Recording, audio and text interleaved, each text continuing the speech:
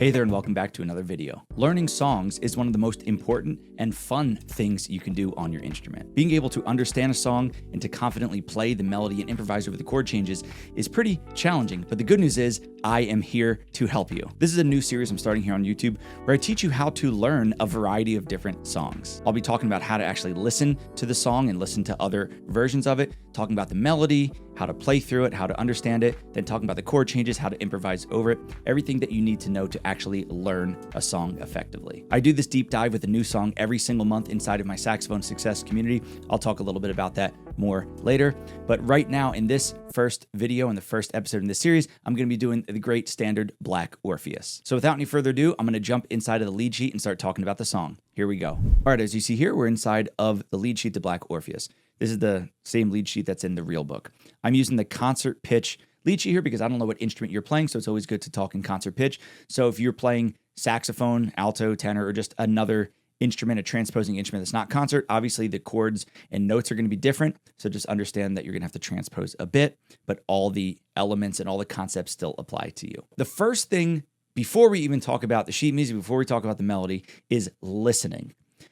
Listening is the most important thing you can do in music in general, but especially when you're learning new songs. I highly recommend listening to as many different versions of a song as you can.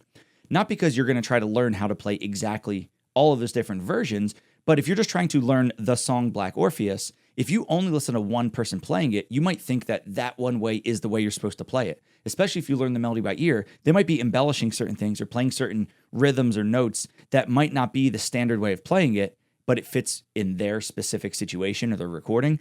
So if you listen to a bunch of different ones, you can kind of average together, oh, okay, they're embellishing at the end of the phrase there. Oh, they go up high here. Oh, they play a syncopated rhythm here, but they don't. Okay, most people play this here. You can kind of average them together, and then also you can pick and choose what elements you want to add into your playing. Also, the most important part about listening, especially when you're learning new songs, is the non-note musical elements.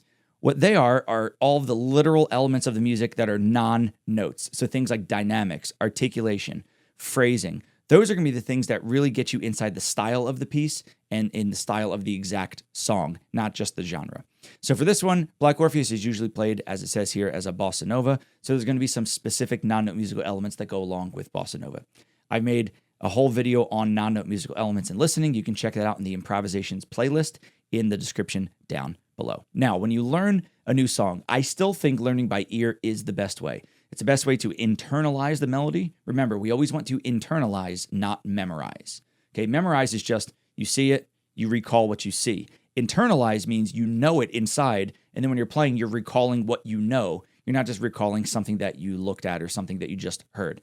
You might think it's the same thing, but it's really not. So think about internalization. I'm not going to get into the process of learning by ear in this video. That's a whole separate topic. So I am going to talk about the music in front of me, the sheet music here. So whether you're learning by ear or you're learning from the sheet music, I'm just going to talk about the melody in general now. If you've listened to versions of this, and hopefully you did before trying to play it, you understand that, yes, it's a bossa nova, and you think, okay, syncopation, it's got that vibe, but it's a really legato lyrical melody. And it starts out, right? It's got this beautiful, nice phrase to it. It's all very legato. Yes, held out. We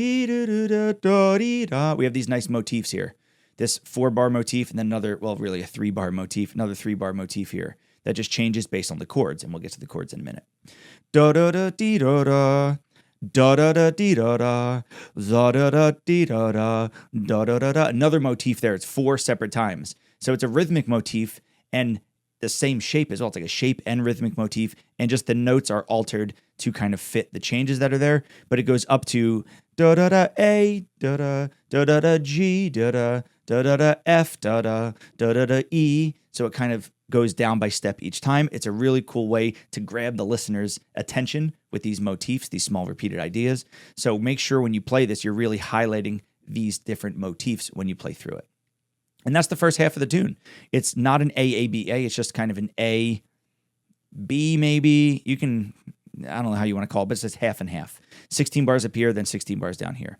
So now we have the second half. It starts out the same, and then it changes instantly. But the rhythmic motif and the overall shape of the motif is still there, just the notes are now changing because the chords are different from the beginning. Da, dee, this concert B flat here. Dee, da, da, da, da, da, dee. By the way, I apologize for my horrible singing, but this is also a way to internalize a song is by humming it or singing it, even poorly, because you don't have the interference of the instrument in your way, right? You don't have to worry about the reed if you're playing a saxophone. You don't have to worry about your embouchure. You don't have to worry about the technique of the fingering. You can just kind of sing, hum through it. So I actually think even if you're not good at it like me, I think it's really important to be able to do that. So after we have that phrase, now we have the ending here. Va da da da da wee, va da da da da dee. So once again, a two-bar motif. It's different from the beginning because these chords don't exist in the beginning and this melody line doesn't exist there. But even within itself, even though it's new, da da da da da dee, how do you kind of justify that? Oh, you have another line that's just like it, down a step that fits in the changes. Da da da da da dee, da da da do ee da. Some people play G natural here instead of the G sharp. Once again, you're going to listen to a lot of different versions. And I hope that you kind of pick out the versions that you like. And you can pick out small things like that, like which note you would like to play there, G or G sharp. Okay? And that's the melody. Yes, there is a coda here at the very end. Some people play this at the end of the form each time. Some people just play it at the end of the melody. In the version that you're going to hear me play in a minute, I'm going to demonstrate the melody. I don't play this part. I just play down to here, the end of the 30-second bar, and then the track repeats to the top. So, speaking of that, now that I horribly sang through it, but explained the melody, and by the way, there's not really much to talk about the melody other than these are the notes that are there. It's very specific. It has specific notes that land on specific chord tones over the chord changes, and it is very legato, like I mentioned. Those are the main things to think about. Yes, you can add some syncopation, some shorter notes, but I think playing with a more legato lyrical style is going to fit this song really, really well, especially when you have that track going underneath. Now I want you to listen to me play through one chorus of this melody.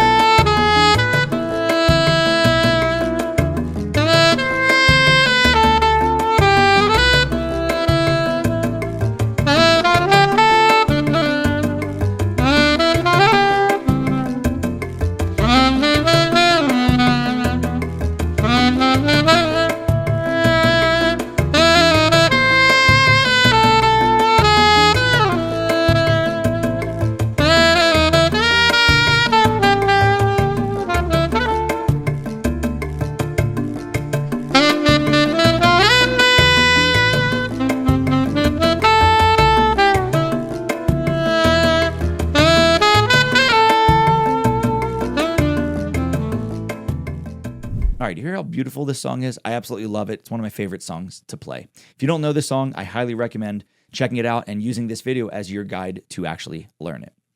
Now, the next step could be, all right, let's just like dive into the chord changes. Let's do that. But I think there's a step or two in between. I'm not going to go through both of these steps, but I will explain both of them. I'm going to talk about one of them right now.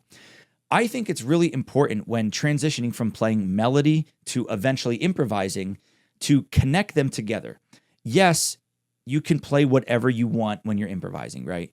And a lot of people just use songs as a vehicle for improvisation. There's nothing inherently wrong with that. For me, though, if I'm playing Black Orpheus, there's something about these chord changes and this collection of notes and playing it after the melody, improvising after the melody, I should say, that's specific to this song. So I always try to reference back to the original melody as much as I can. I don't mean reference it as in like playing quotes of the original melody, which does work, by the way. But thinking of that original melody and having that structure in your mind is really important. Yes, I'm going to get into the chord change in a second, but yes, we have, look right here. Oh, it's a 2-5-1 C major. Great, I know that. Yes, harmonically, it's the same as any other 2-5-1 C major, but it's in a specific spot in the song. After other specific chord changes, it leads into other specific things.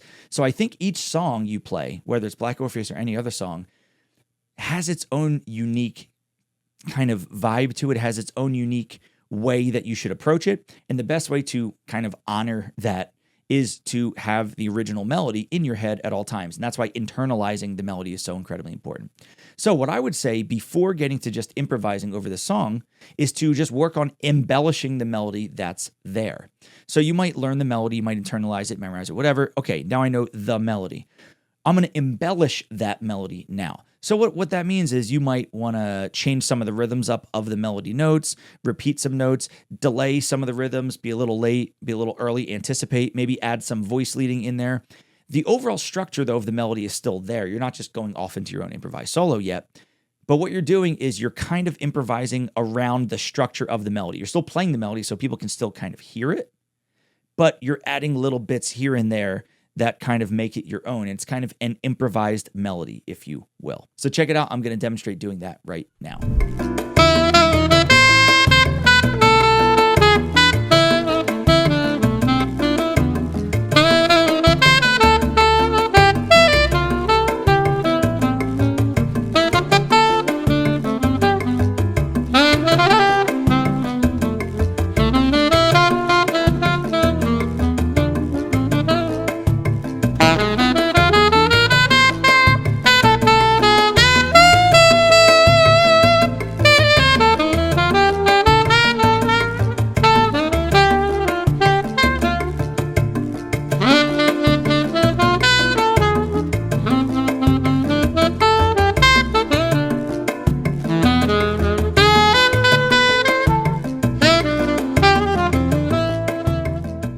All right, do you hear how the melody was still in there while I was playing? You could pick out the melody mainly because I just played it for you, but there's all this stuff around it now that I kind of changed up based on those non-note musical elements and those reference audios like I talked about at the very beginning when we talk about listening. That's a great way to start transitioning from playing the melody to improvisation without just diving right in and saying, I'm going to play all the chord scales and all this and blah, blah, blah. You don't need that yet. Think melody, embellishment, you're going to be set. Now, I said there was two things you can do between melody and improvisation. So one of them is embellishing the melody. The second one, I'm just going to briefly talk about now. I'm not actually going to get into. I did a whole video on that on my channel. You can check that out also in the improvisations playlist in the description below. But that is writing out your own new melody over the chord changes of this song. So what I literally mean is you're going to take the chord changes, the 32 bars, you're going to take the form, but you're going to disregard the original melody here and write out your own new melody. Now, I say that very specifically because you're not writing out a solo. A solo is going to have different elements to it. A melody is going to have different elements than a solo. It's going to have more motifs, and especially if you base it on the original melody, it's going to be more lyrical, maybe some more held out notes. Like I said, lots of motifs. You don't have to play the same rhythms and the same motifs or same notes as this melody, but if you keep this melody in mind as you're writing out your own, you're going to be kind of that 1 or 2 degrees of separation, and your melody is going to work really well because it's based on the original melody. And then from there, if you want to do the step we just did, you can embellish your own melody and play around with your own melody. If you do that, if you write out your own melody, then embellish it, that embellishment is basically just going to sound like a really nice lyrical motif-based solo because it's based on your melody, which is based on the original melody. See what I'm saying here? We're internalizing what this song is. This song is not A minor, B half diminished, E7, A minor. That's not the song. The song is Black Orpheus, and the song is these melodies and how they combine with the chord changes to give a certain feeling. So I think it's really important to, like I said, honor that and really kind of play to the authenticity of what this piece is. All right, now that you've gone through the melody, you've embellished it, you may have written out your own melody and embellished that. Now let's dive into improvisation and talk about the chord changes. Really quick before I get into those chord changes, if you like this concept of me diving into a tune, teaching you about melody, teaching you about improvisation, all these different elements, I do this every single month inside of my Saxophone Success Community. The thing is, I go even deeper than I can go here. I give you to download backing tracks, lead sheets in different keys. I record my own versions of it, a bunch of different ones. I record a trading version where I leave space for us to trade back and forth. I do so much inside of there for the song of the month, and that's not the only thing inside the Saxophone Success Community. Also, there are exclusive new masterclasses every single month on different topics related to saxophone. Sometimes they are live even, where you can ask me questions and we work on them live. Sometimes I have guest presenters come in and do them on all different topics. I also have challenges where we have specific things that are usually related to either the song of the month or masterclass, and we get to do fun ideas each month. And there are a bunch of extra resources there as well to help you out on your saxophone and improvisation journey. The most important part, though, about SSC is the actual community itself. It's my favorite part about the community. It's where all the members come together and trade ideas.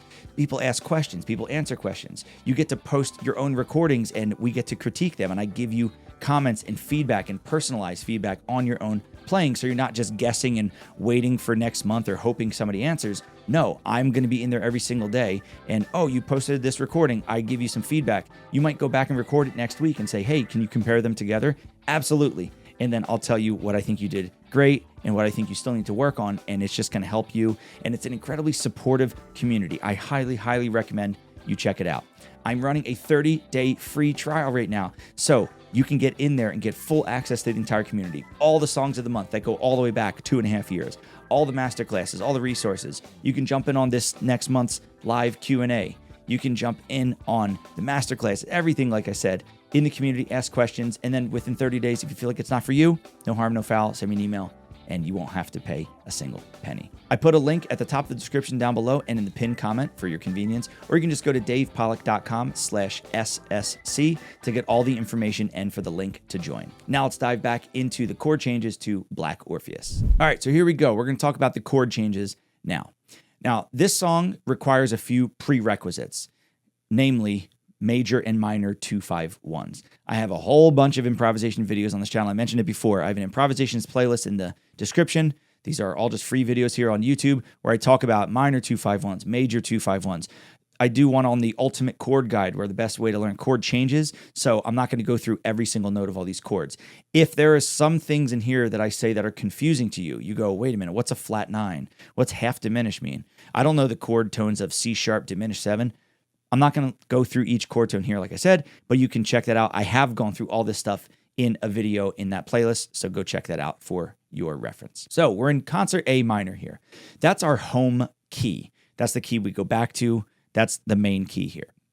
So when it says A minor, there are a lot of versions of A minor. I like that they just write A minor because then the rhythm section people, or you as the improvisation soloist, can kind of choose which A minor. And what I mean is you can play A minor the triad. So you can use like minor pentatonic type stuff. You can play A minor 7.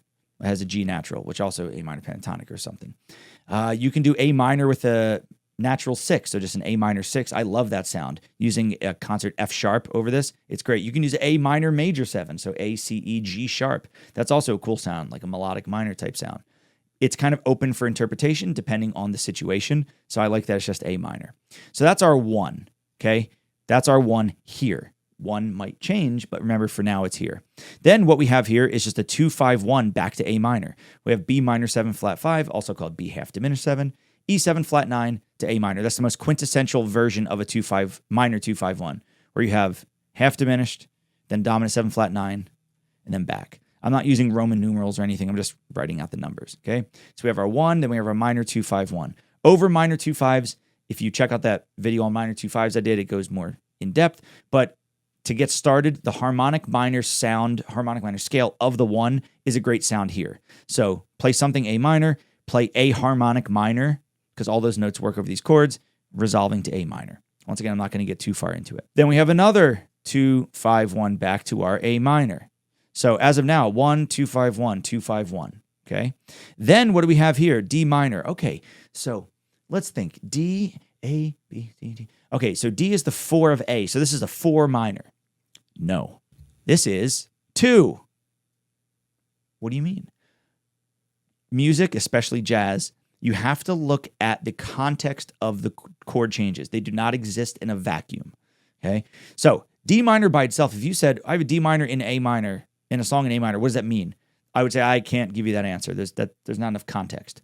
Oh, you have a D minor that goes to a G7 that leads to a C major. Oh, that's just a major 2-5-1 in C major. Pretty straightforward. Remember, key centers can change depending on the context. So we are no longer in A minor. Now you might say, well, A minor is just a relative minor of C major. Yes, that's true, but here I'm thinking A minor. Here, for these 2 bars, I'm thinking C major. That's what it is. So this is in the key of C major, we have a 2-5-1. Now we have this C diminished 7, C sharp diminished 7, sorry. The actual function of this is an A, once again, without getting too in depth, it's an A7 flat 9. Okay? The notes of C sharp diminished 7 are C sharp, E, G, B flat. The notes of A7 flat 9 are A, C sharp, E, G, B flat. This is usually a substitute for A7 flat 9 and vice versa. They're basically the same notes, and in this case, they function the same way. It functions as a if you go back, 2, 5, 1, 6, 2, 5, 1. That's a very common thing. 1, 6, 2, 5, 1. The only difference is here, the root technically isn't going down to A. It's going up a half step to C sharp. Functionally, though, this is basically A7 flat 9. The way I play this is actually a 5 in the key of D minor. So think of this as 5, and D minor is the 1. I'm going to put parentheses around it because it's not the 1 for long. So whenever you have a 1, 6, 2, because that's what this actually is 2, 5, 1.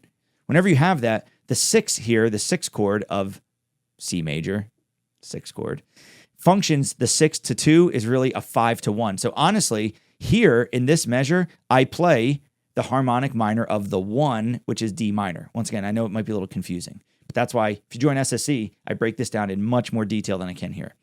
Like I said up here, whenever you have a 2-5-1 or even just a 5-1 to minor, you can play the harmonic minor of the 1. So remember, this case, I'm thinking of A7 as the 5 of D minor 7, D minor being the 1. So over the A7, I'm playing the 1 D minor harmonic minor scale. So the harmonic minor sound here works really well landing on D minor. But you have to remember, as soon as you land on D minor, it switches and it turns into a 2-5-1 in C major. Super fast, but that's the way I think about it. Then we have this F major. This F major is just really a passing chord. I honestly think of it as C major still. The harmony is C major because if you play the note C, E, G, and then like B natural, that's the 5, 7, 9, and sharp 11 of F major. That works really, really well. So I honestly still play C major through this bar. So I would, say just play through C major. Yes, know that it's F major. Move that down. Know that it's F major, but understand that harmonically, you can just play C major through that. Then we have, once again, we're back in our home key. 2, 5, 1, 2, 5. This is why 2 5s are so important. It's the most common chord change. Then we have, just like the beginning, 2, 5, 1. Then we have, look, here's our 2, 5, 1 and A, right? 2, 5, 1. Oh, what happened here? So we have a 2, 5 in the key of A minor. This is called a non-resolving 2, 5 because it's a 2, 5 that doesn't resolve. Clear names are better than cute names, okay? It's a non-resolving 2, 5. You still play it as if it's going to A minor, as if the next chord is A minor. The only difference is, soon as you get to where A minor would be, we now have a new minor 2, 5, 1. Because we are in a new tonality instantly, we are in a 2, 5, 1 to D minor. So make sure when you do this, you actually give the sound as if you're leading to A minor. That's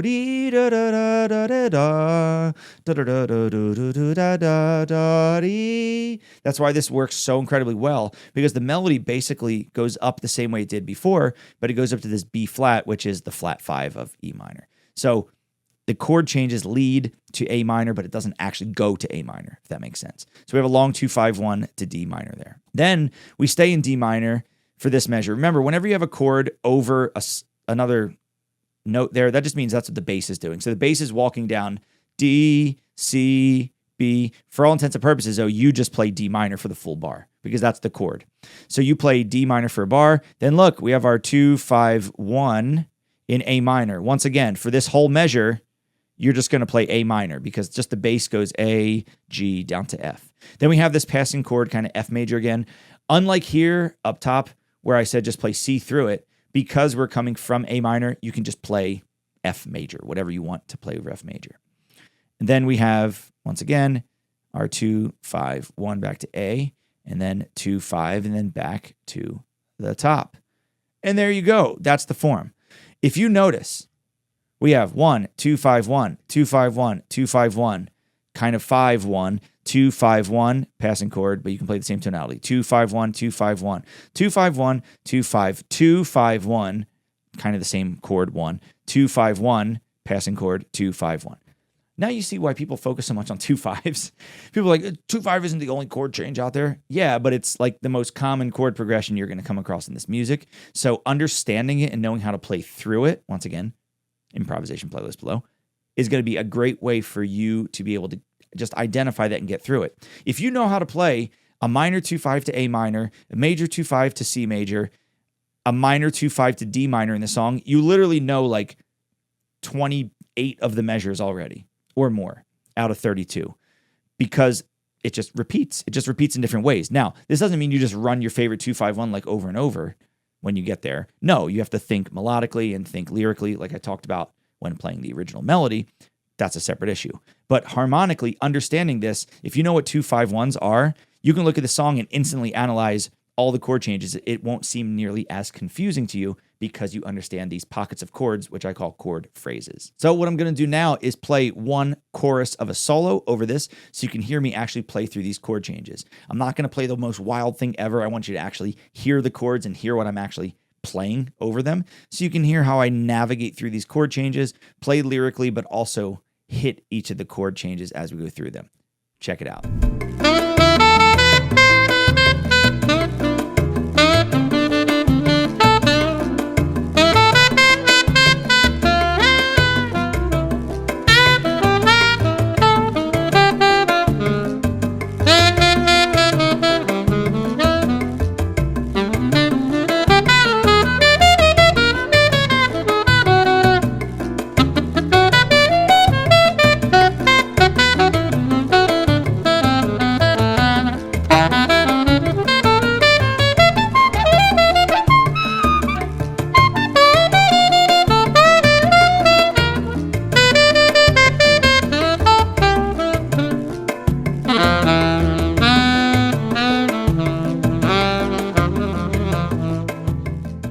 And there you go. That's how you play through Black Orpheus. If you've never played this song before, hopefully this video helps you out on your journey to playing it. If you have played it before, but maybe you needed some extra help with it, hope this video helped as well. Remember, I do this every single month inside SSC. The only difference is in the community, I give you a lot more resources that go along with it. Lead sheets, backing tracks, reference audios, videos of me playing it, more breakdowns of it, trading videos, a whole bunch of stuff, along with a million other things. DavePollack.com/SSC in the pinned comment and the top of the description down below for your convenience. I highly recommend checking it out and get inside with a 30-day free trial. You literally have nothing to lose. Don't make your decision by me telling you. Don't make your decision by just looking at the info. Make your decision by actually getting in the community, talking to the other members, posting recordings, checking out the songs of the month, the master classes, the live Q&As. If you do all that and then decide it's not for you, then it's actually not for you. That's totally fine. I don't want you to be there if it's going to be detrimental to you. I want you to be there because I know it's going to help you. Get inside, check it out. DavePollack.com/SSC. Thanks so much for watching and for your time as always, and I will see you in the next video.